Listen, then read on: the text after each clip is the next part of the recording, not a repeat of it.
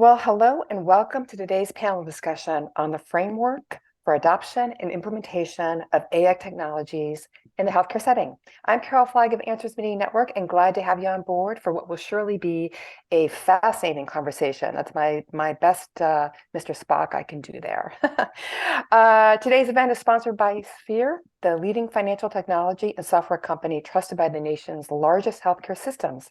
The company's integrated software and payment suite helps organizations increase payment collection while delivering best-in-class security, compliance instruments, and a single payment stack standardized for reporting and reconciliation. Learn more, of course, by visiting their website, sphere.com. And now I'd like to introduce our moderator and panelist. Jim Tate is no stranger to our events, having moderated the majority of our panel discussions over the years. He has over 20 years of experience in healthcare delivery, information technology, and regulatory compliance, and is the founder of EMR Advocate, a consultancy firm helping organizations achieve certification of EHR technologies. He's also the host of the Tate Chronicles radio show on our own Healthcare Now Radio. And now I'd like to introduce our panelists joining Jim today. Heather Randall is the Chief Compliance Officer at Sphere. With 2 decades of industry experience, she was responsible for ensuring that the company's products, platforms, and processes enable and support compliance with regulation and industry standards. Prior to Sphere, she held various compliance positions in the payments space. Lee Kim is a senior principal cybersecurity and privacy for HIMSS. A published author and national speaker, Lee has also served and been involved with a number of government agencies and organizations in the security space, including the U.S. Department of Homeland Security Analytic Exchange Program, the National Cybersecurity Training and Education Center, and the American Bar Association's eHealth Privacy and Security Interest Group. And finally, rounding out our panel is Julius Bogdan, Vice President, Digital Health Advisory for HIMSS. Reform technologist turned healthcare executive, his role at HIMSS focuses on digital health transformation, advanced analytics, and improving healthcare through the power of information and technology. He currently works with healthcare organizations to understand and define their digital health transformation journey. All right. So I'm going to stop my share screen here and I'm going to go on mute. And Jim, I will turn it over to you.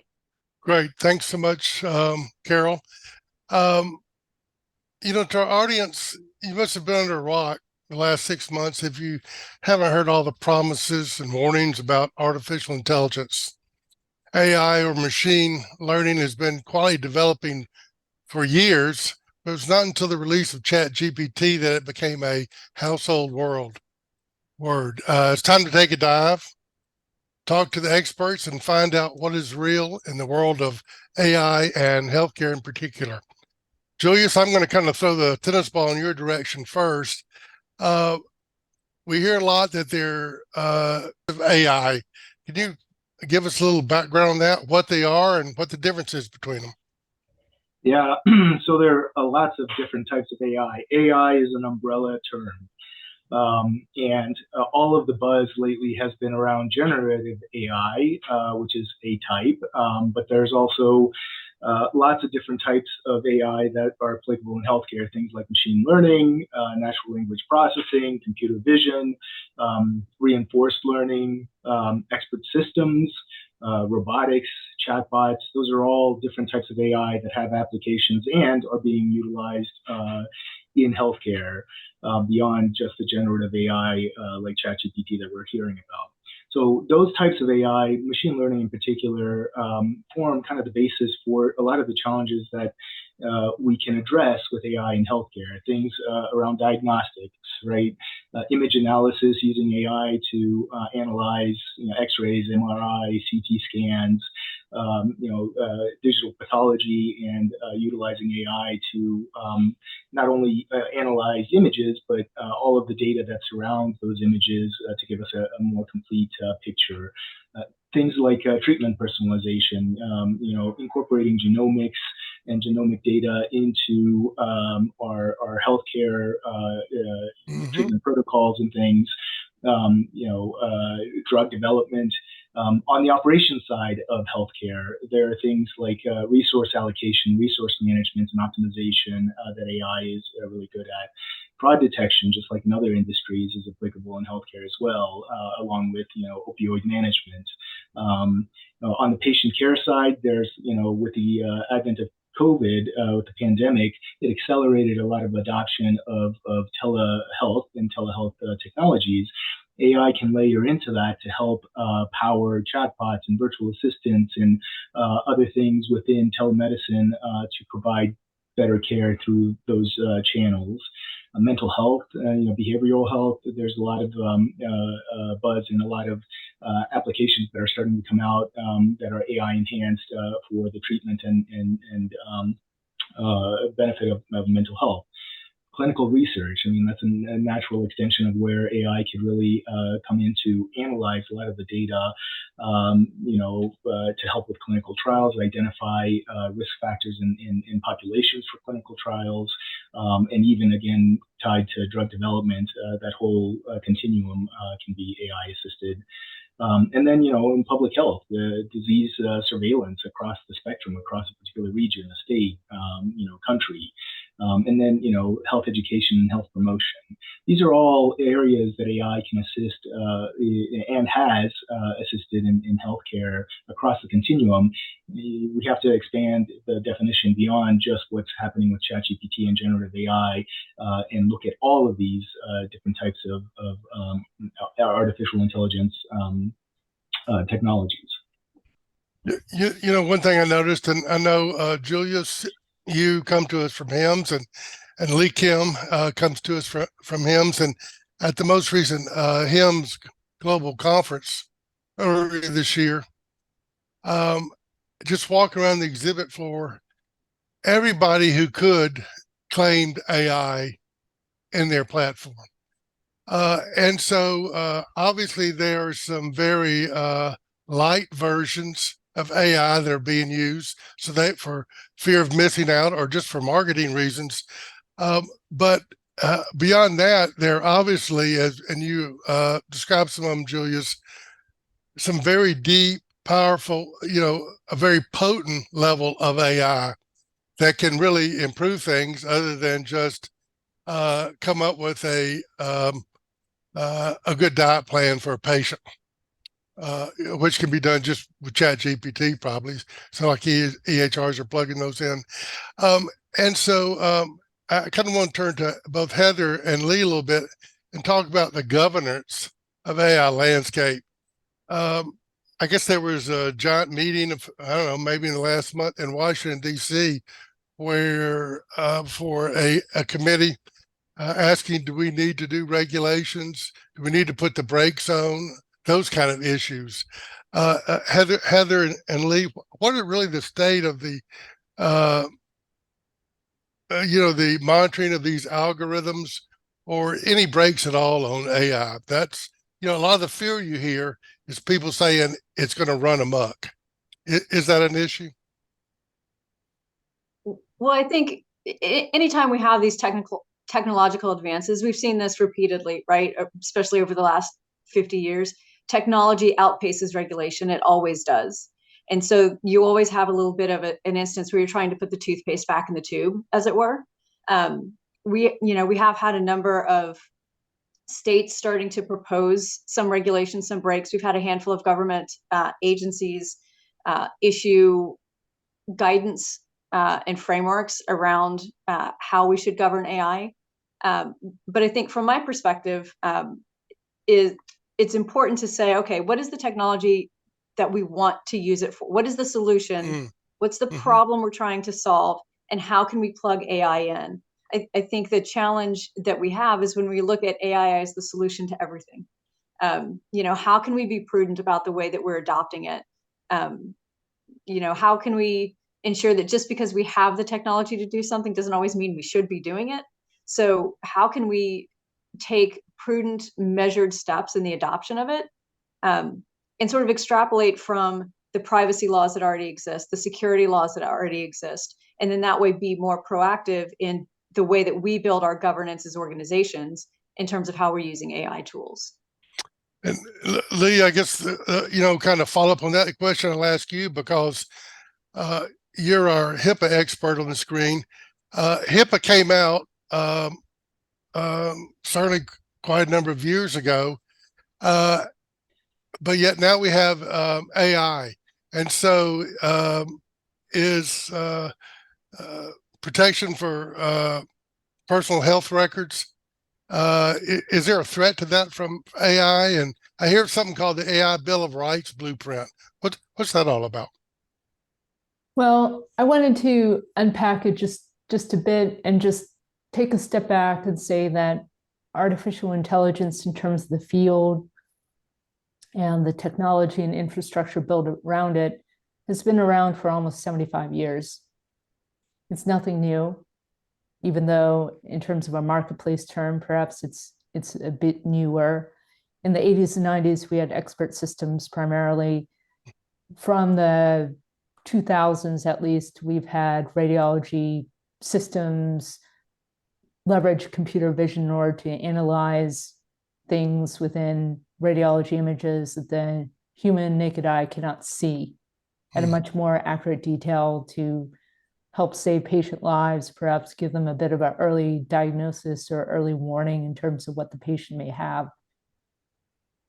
So I don't think that this fear that we've had around AI, or frankly, the promise of AI, I feel like if we look at things at those two extremes, we can basically cut those out as possibilities because we know that the world isn't quite as bad yet. On the other hand, I could also say that in terms of HIPAA and what the agencies are saying and doing around this, based upon my learnings yesterday from our NIST Cybersecurity Framework 2.0 workshop in Rockville, we were speaking about the NCCOE, to your point, about the need for governance. And now, as part of the soon-to-be developed, finalized NIST Cybersecurity Framework 2.0, which will be adopted worldwide as a standard, their first core function that's new as part of that framework is governance, Jim. So the need to have roles and responsibilities and a structure around AI, I believe, is very important. The White House document in terms of a voluntary position statement that AI technology companies have voluntarily signed on, promising more transparency and accountability, I think is a good step from an ethical perspective. And I would say much needed. But then I wanted to point to the NIST Cybersecurity Framework 2.0, which currently is voluntary.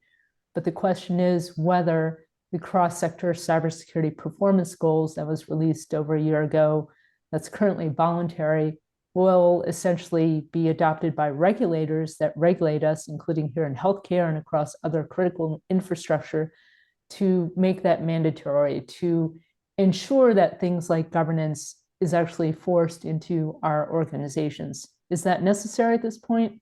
I don't know.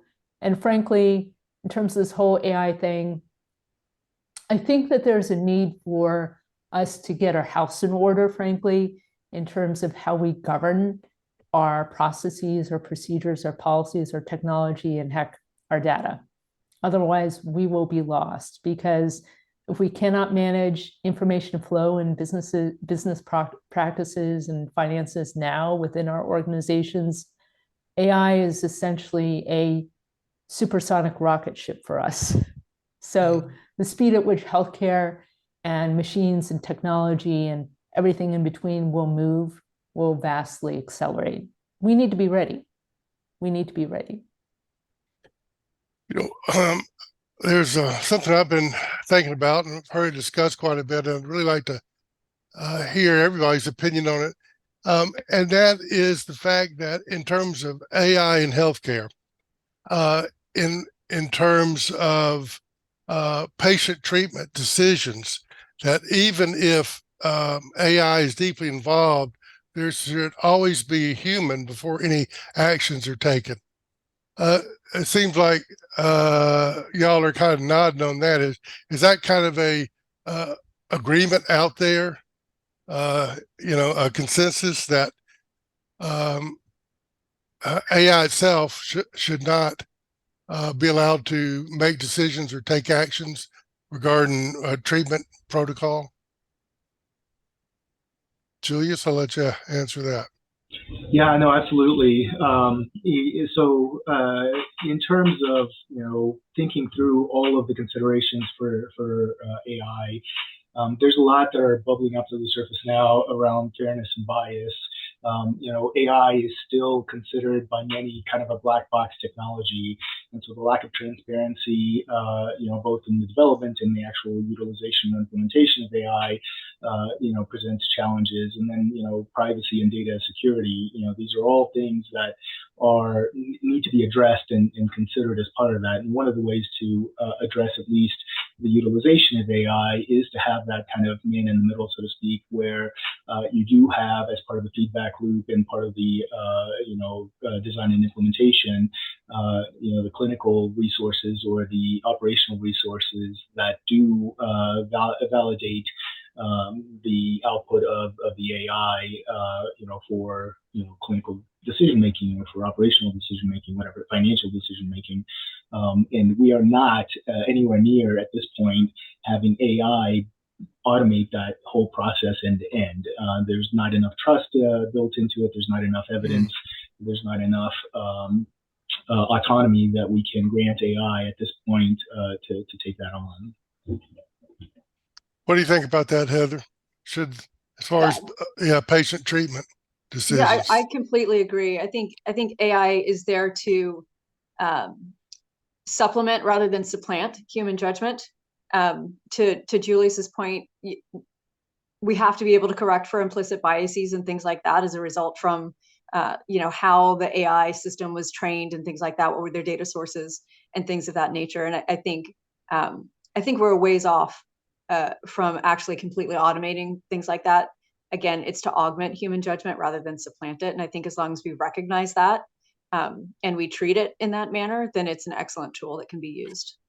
But in healthcare, real quick, Jim, in healthcare in particular, one of the terms that I've heard that I really like is, instead of artificial intelligence, augmented intelligence. Because at the end of the day, these are tools that augment our clinicians, our administrators, whoever else it happens to be.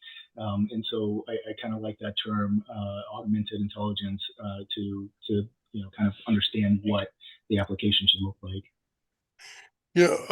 One thing that I'm aware of for ONC certified EHRs, particular around clinical decision support, there is a requirement that those clinical decision support rules include information about where the rules came from.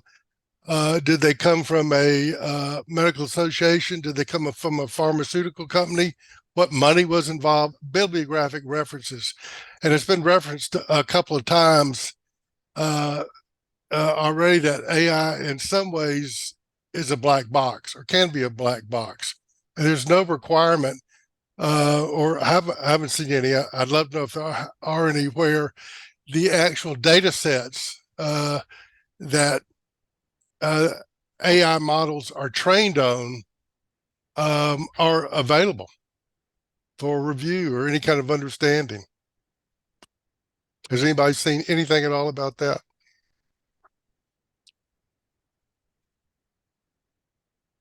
Can you hear me okay? Yeah, I've not seen anything to that Yeah. to that effect. Yeah, and one of the things that you mentioned, Julius, early on, I hear quite a bit about is use of AI in scanning radiographic images. That, of course, is uses augmented intelligence. That is a great thing, but it would be good to know in some public way the millions of images, ethnic groups, what DNA groups those systems were trained on.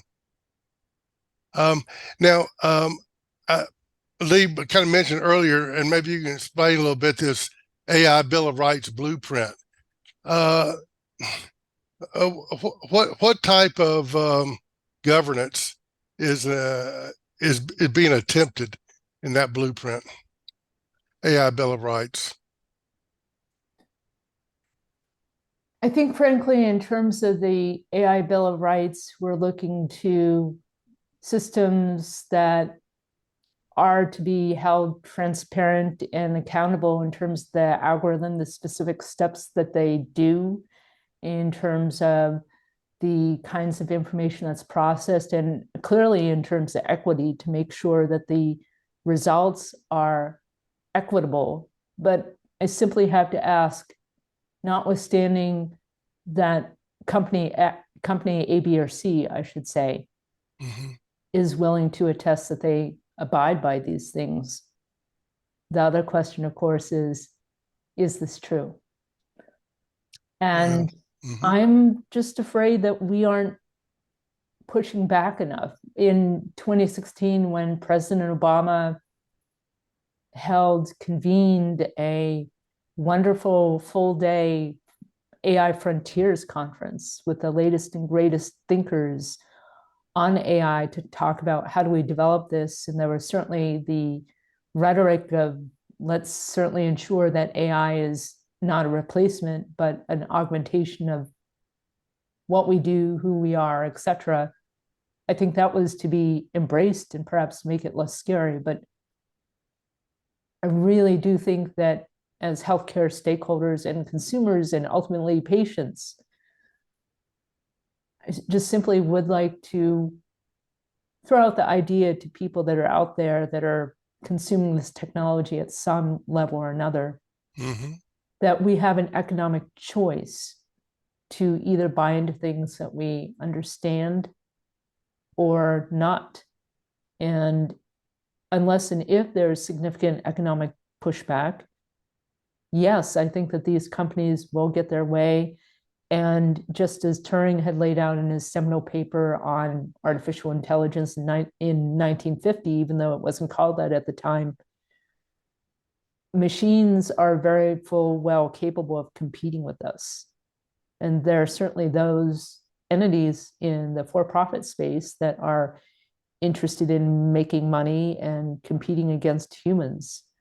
I hear too much, frankly, out there, the popular sentiment that AI is just meant to help us, but I think that we also need to be wary of the fact that the workforce will change, jobs unfortunately will be lost, and rightly or wrongly, there will be some missteps that may hurt patient care ultimately. And I still have to emphasize, even though we aren't the producers of this technology or the innovators, I think that the best that we could do is make it more difficult to those that are not being transparent with us as to what they're doing, how they're collecting the information, etc. Because, Jim, you had mentioned radiology.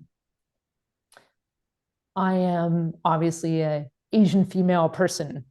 If, for example, in terms of radiology, the images are collected from people that are more significant numbers demographically, regarding everything from conditions A through Z. Sure. How many sample images, for example, have there been trained on minorities, for example, ethnic or otherwise, that may have a specific anatomy that's not accounted for? Well, computers can only connect the dots and make judgments based upon what they've been exposed to. So there's that, and unfortunately, we may never know what the training data is absent a voluntary disclosure of these things, because some manufacturers or makers or innovators may consider it part of their trade secrets, or they may be under NDA, that the reason why they got this information is because they must keep it confidential in terms of entities from whom they've licensed it. And it's, frankly, we don't know if that information has been properly de-identified or not. And I think, unfortunately, time will tell. And I'd like to sort of dovetail into a point that you made, that you talked about the technology that we knowingly and or unknowingly consume. And I think that's a really interesting point, because one of the things that we've been seeing are our service providers or vendors changing the terms and conditions of their for their service agreements changing the mechanisms that their technologies use. This is especially true for software as a service type of engagements, where they're now inserting terms that say, you give us the right to use your data to train our AI models. And further, you represent and warrant through your continued use of our service or product that you have the appropriate consents to do so. So if you're not managing your vendors carefully and closely, and you haven't gone back and done that regular review of those terms and conditions, you may be unknowingly consuming this technology and feeding those data sets. And in so doing, potentially compromising privacy and security of your patient data. So that's something I think that, Lee, to your point, is something that's vital and something that we may not be thinking of very actively. Absolutely. Heather, to your point, when I helped a regional extension center review a lot of agreements for the group purchase, that was typical in terms of a provision. And to see that a permutation of that, unfortunately, is not surprising, because I think we know who has all the information. And that's kind of clever, and that kind of due diligence, I think, is warranted. Well said. Well, that brings a couple of things to my mind. You mentioned those data sets. If a radiographic AI system is trained on X number of millions of images, if permission has been used to use those images, the people who gave permission do not really know they gave permission. It's in some document that they signed to get access to something. And outside healthcare for just a minute, I know sometimes when I log into a website or web service and user ID and password, and then 6 blocks will drop up and they say, well, select the ones that have the bicycle in them or the bridge in it. I believe I'm training somebody's AI tool, correct? And so somebody's making money on that. It's not really a security thing. It's just helping them train AI for somebody. Probably imagine if you're picking out bicycles and bridges and traffic lights, it's for self-driving vehicles, I imagine. It's what's being trained by my input. But I kind of used to think, well, it was a security thing, but I don't think it's a security thing. I believe I'm training the model for somebody. Yeah, that's correct, Jim. I've heard from a good source that answering those newfangled CAPTCHAs are Yeah. a way for analysts and others, including AI, to understand how humans make judgments, and what it is to be human-like. The kind of switch to another topic here. I'd like your opinion on, Lee. I know you're very involved in the cybersecurity and security risk analysis. Well, when security risk analysis was first initiated and required for health information technology, AI was not part of what was looked into. Is that going to affect security risk analysis going forward?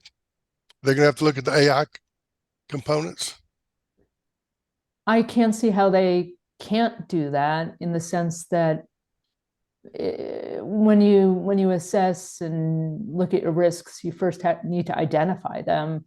And it's safe to say AI-based technologies, absolutely, there are different risks that we may not have had with traditional systems.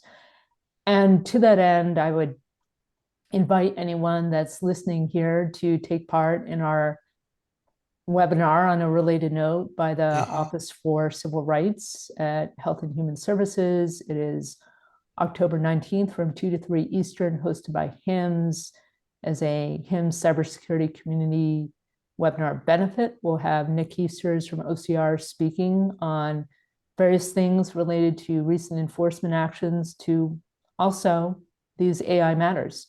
So anyone is welcome, Jim, to tune in. I could also place the chat in the link, but I think the answer is yes, without saying that I'm a government official and without saying that it's certainly not giving legal or regulatory type of advice. But since AI will ultimately work its way into almost everything, it's not to be treated differently.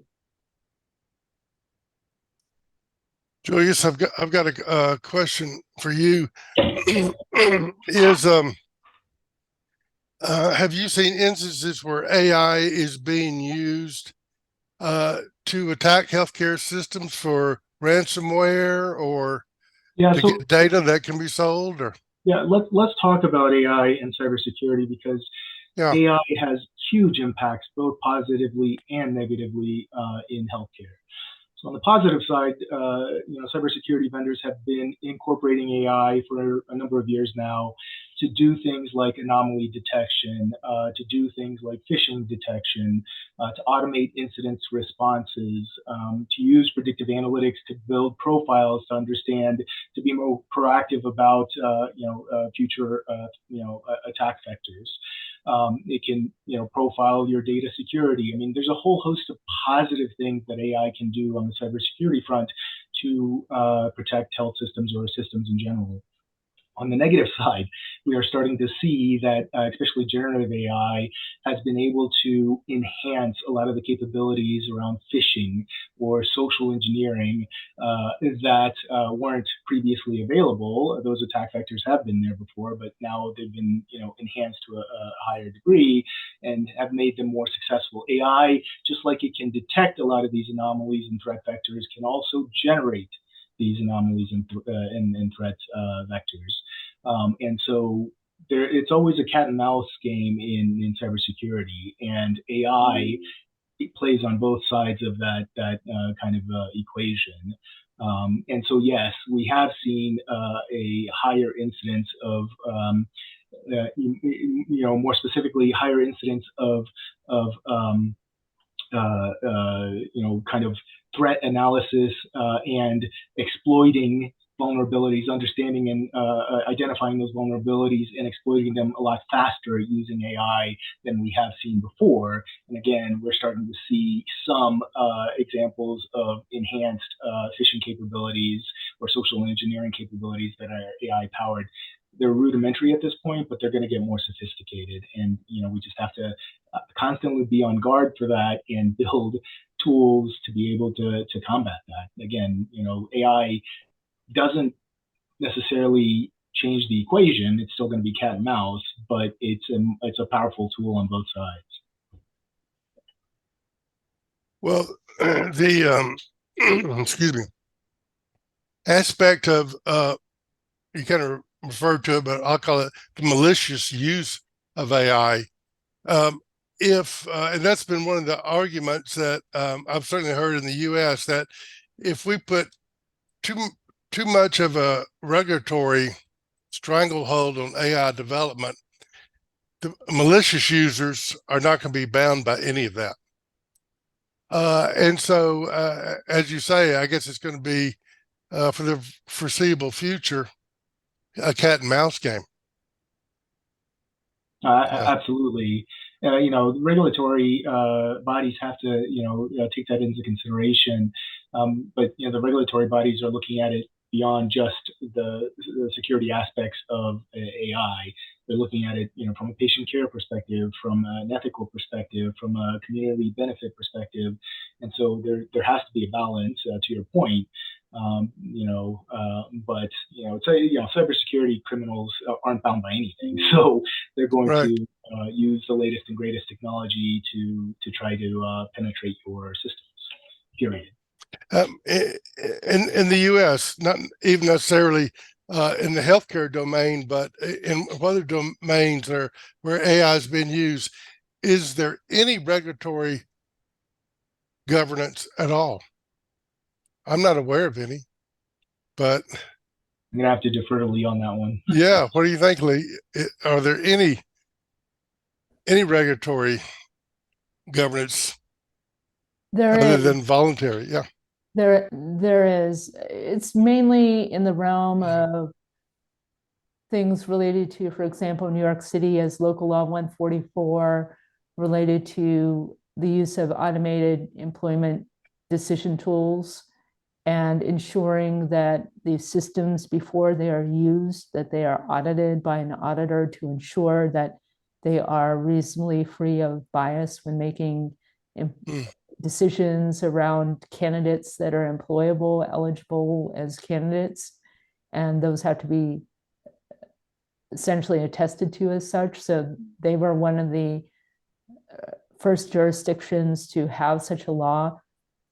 In the state of Illinois, for example, they do have a very strong law around, for example, it's somewhat related, but biometrics and ensuring that the use of biometrics is very private, very secure, so that that is not misused. But to say that we have any kind of legislation yet around, for example, regulating or otherwise restricting legally deepfakes, we don't have anything around that, even though it's relatively trivial to make a deepfake. I can make an audio deepfake in 10 minutes. In terms of video deepfake, it's a little bit more nuanced, and it might take, for example, 24 hours to have a reasonable level of a deepfake. Plus, I use something like DaVinci and do the video editing and make it increased in quality, and there you have a deepfake.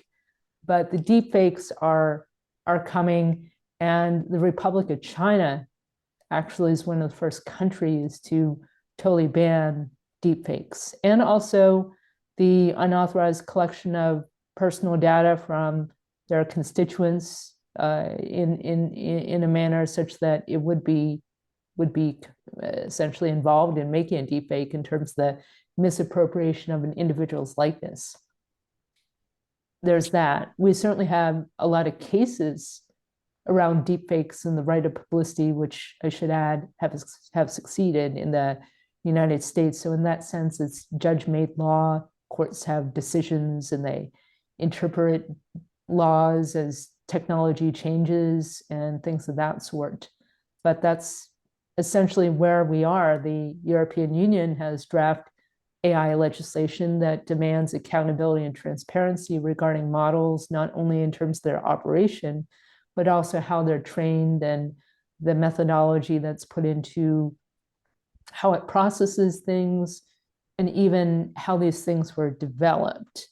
There's very much a seriousness around holding these companies accountable. And I would say the EU regulators are much more serious in terms of regulation compared to otherwise. Italy being the first country, for example, to push back a little bit as to OpenAI and say, hey, you guys need to do a little bit better in terms of how you're collecting and processing the data of our citizens. And within a month or so, Italy leveraged their oversight to ensure that OpenAI did tweak their model so that European citizens, for example, would have more rights as individuals. And as a result, now we can control, to some extent at least, the extent to which we are opting in to data collection and data model learning through OpenAI/ChatGPT or not, using the Save My Conversations feature. So that's just one example of cause and effect and pushback in that regard. But that said, I just simply have to say, I think that when you look at from a patent perspective, for example, the amount of innovation that's happening with artificial intelligence, well, at least for the last 5 years, the USPTO has found that many inventors are using AI in everything from drug discovery to chemical compositions to manufacture and everything else. We've certainly seen AI take the helm in terms of automation for manufacturing, and so on and so forth. So I have to say, yes, there is the argument that more regulation will mean less innovation, perhaps less security. But to that end, I would also argue, look at the financial services sector. They have 6 federal agencies that are regulating them, including the OCC. And they're pretty good in terms of what they do, and they still innovate. Hello, fintech. So there you go. Yeah, that's fascinating. in my mind, I see a little corollary here um, in terms of regulation and governance. Social media was birthed, and really those companies did whatever they wanted to do. They did anything they wanted to do. So hopefully with AI, there is going to be some type of control, because if the major driving factor is what makes large companies wealthier, and there's stockholders wealthier, if which was the drive behind social media, um, that's not a good outcome, and especially in the area of healthcare. So we'll see how that goes. Um, Something I often think about is if a chief information officer, chief medical officer of a hospital system goes to talk to the board of that organization, and they say, what are you doing about AI? What's the big deal about AI? How are you preparing for AI? What kind of advice or types of advice can we think of that somebody needs to know Yeah, to Jim, answer those questions? Well, there isn't a week that goes by where I don't talk to hospital leadership, CEOs, CIOs, CMOs who basically say, hey, my staff is coming to me and asking, can I use ChatGPT for, generating patient notes, or, analyzing denials in my rev cycle, so on and so forth. Am I ready? What do I need to consider? So, to one of the points that you alluded to earlier about the fear of missing out, first things first, have a strategic plan that you're keeping to. So keep an eye out on these emerging technologies, but act on your strategic goals, not on fear of missing out. So that's, first things first.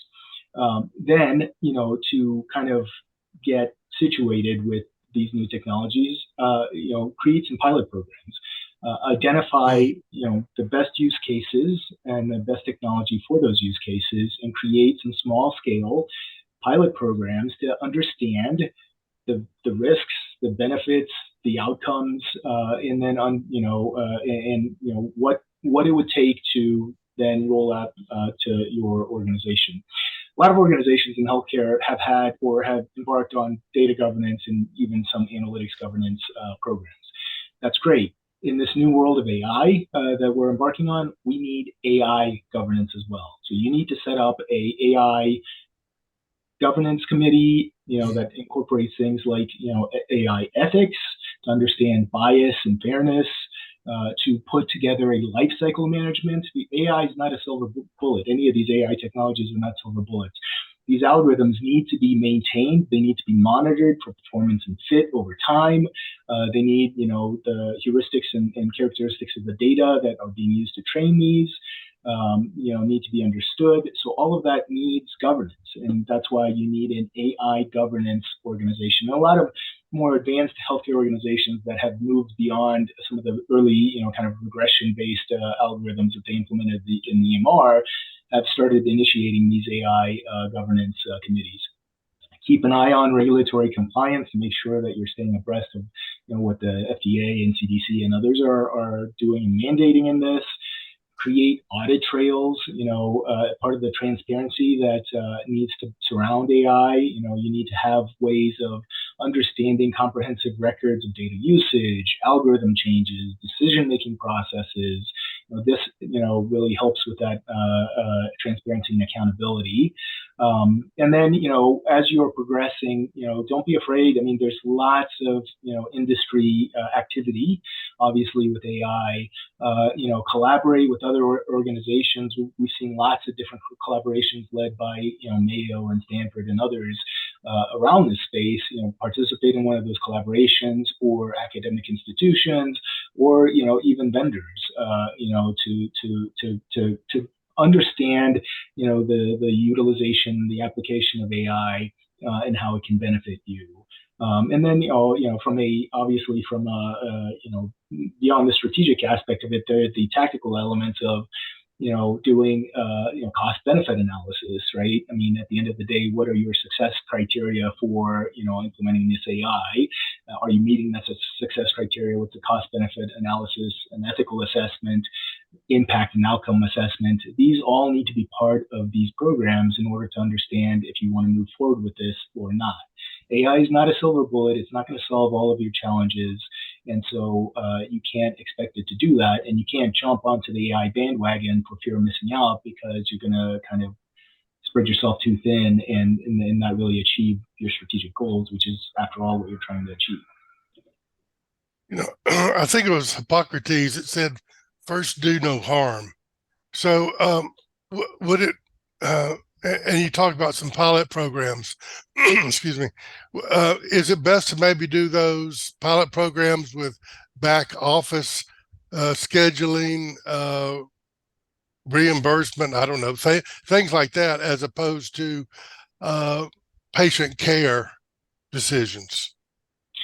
And not necessarily. I mean, there's lots of, again, all the large EMR vendors are rolling out AI algorithms for everything from predicting sepsis to bed turnover ratios to readmission rates, right? A lot of standardized type of, kind of analysis on the AI front. So those are kind of low risk, in my opinion, because it has the backing of the EMR. It has a lot of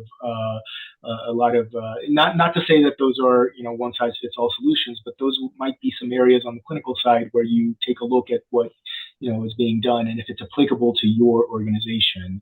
There's been a lot of work done on the sepsis side that some of the algorithms that the EMR vendors have put out there have not been great fits for their particular patient population.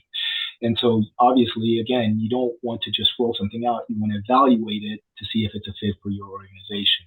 And then on the non-clinical side, on the administrative side, there are tons of use cases, everything from optimizing rev cycle, using RPA, which is another type of robotic process automation, which is another type of AI that can help automate manual tasks and take out some of the manual labor on the operation side. Optimization use cases for scheduling and all sorts of things. So there's no shortage of problems in healthcare, and picking the right AI and solution to trial, see if it works for your organization, and rolling it out and measuring it. I think you don't have to start on the administrative side, but there are lots of use cases on that side that can fit. Sure. Lee, I believe you had a comment you wanted to make. Sure. Thanks, Jim. Mm-hmm.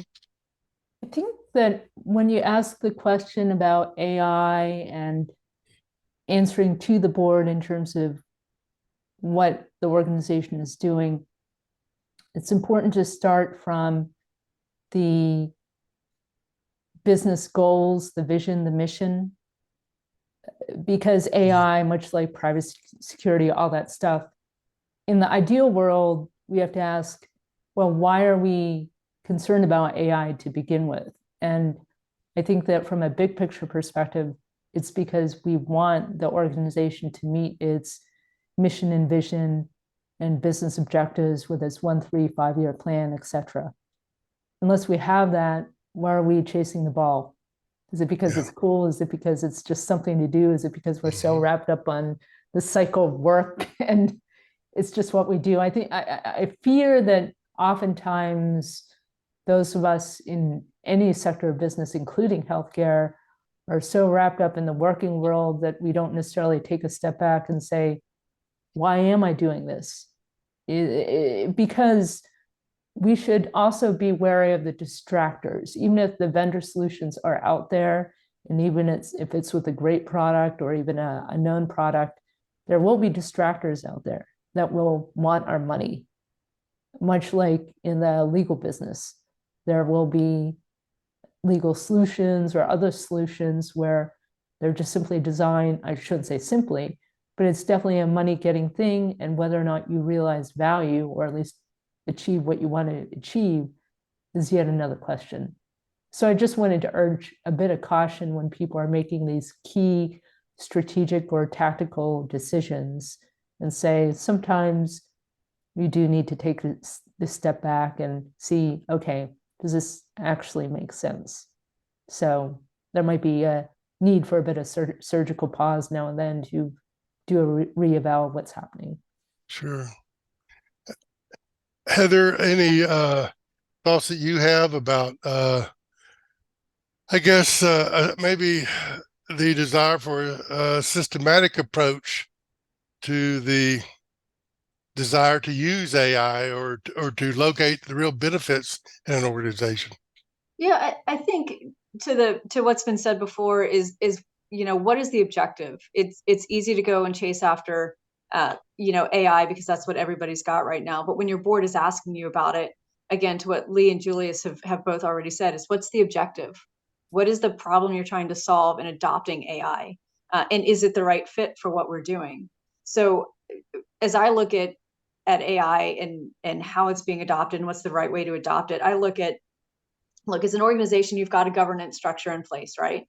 If solutions that you want to adopt or you're looking at adopting are requiring you to go outside of that governance structure or to reconfigure parts of that governance structure to kind of make it fit, you might want to do a deeper analysis as to why that is. We've got this governance structure for a reason. We've done our risk assessment. We know what our risk appetite is.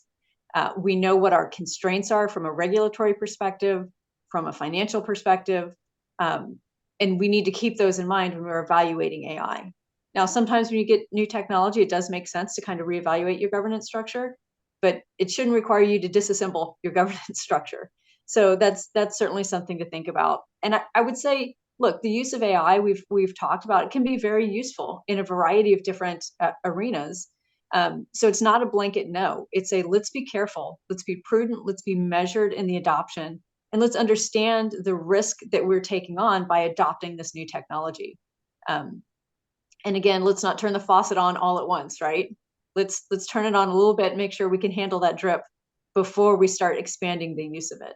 So yeah, do your pilot programs, make sure they work, and make sure you're constantly evaluating if it's still doing what it says it's going to do, if it's still operating within the governance structure that you put in place, if it's still solving the problem that you need before you start adopting it very broadly. I like the word of caution. There's the often quoted statement that those who are committed to the leading edge of a technology will be executed upon that leading edge. And we the hype around AI, which may be true, but that hype is being used and promoted in a lot of ways as a marketing effort. And that's the way things are on planet Earth. We only have about 3 more minutes here, so I'd like to have each one of you give us your final thoughts for about a minute each. Julius, I'll start with you, sir. Yeah, so one thing that I want to make sure that, I've been saying that AI is not the silver bullet. AI does not also negate the need for proper data governance and, data quality and all of the things surrounding data. So at the end of the day, you have to think of AI as mathematical algorithms. They're not, biased. They become biased by the data they're trained on, and other factors as well. But understanding the gaps, the limitations, your data sets is crucial to having effective AI, no matter whether it's rolling your own algorithms or purchasing and using other vendor algorithms. AI does not negate the need for data and analytics, to feed into it. Great, thank you for that. Lee, your thoughts, please. Sure. I'm just here to say that AI is something that none of us in society can avoid. So our healthcare industry certainly can't avoid it. We will see some losses in terms of whether it's workforce or our field as we know it. It will necessarily have to change. As a result, AI will be beneficial in some cases, but undoubtedly there will be some level of harm that we have to otherwise compensate for and learn by doing, because it is so nascent in terms of this type of permutation of AI. And thirdly, we did not touch upon this, but in the future, especially, we will become more humanless, and there will be much more machine to machine communication with things moving at the speed of light. So we have to be prepared for that. And the speed at which we do business and healthcare and everything between will necessarily need to change. I have to therefore encourage people to keep thinking about this, keep educating yourself about this, and please, please, please don't wait for someone else to speak up to a regulator or legislator, your policymaker on the Hill or your agency representative. Do it yourself and or through a association such as HIMSS, because your voice does matter and you can shape our future. Great. Thank you, Lee. Heather, please bring us on home. A few thoughts. I think, and this may be probably obvious to a lot of people, but AI is a tool, and a tool properly applied can be very useful. Apply a hammer to a nail, fantastic. Improperly applied, apply a hammer to a window, not so great. Does a lot of damage. So you have to apply the tool properly and with a narrow focus. And to do that, you have to be informed about what the tool is going to do, about what the tool might be able to do, so that you can kind of keep an eye out for scope creep of what it's actually doing.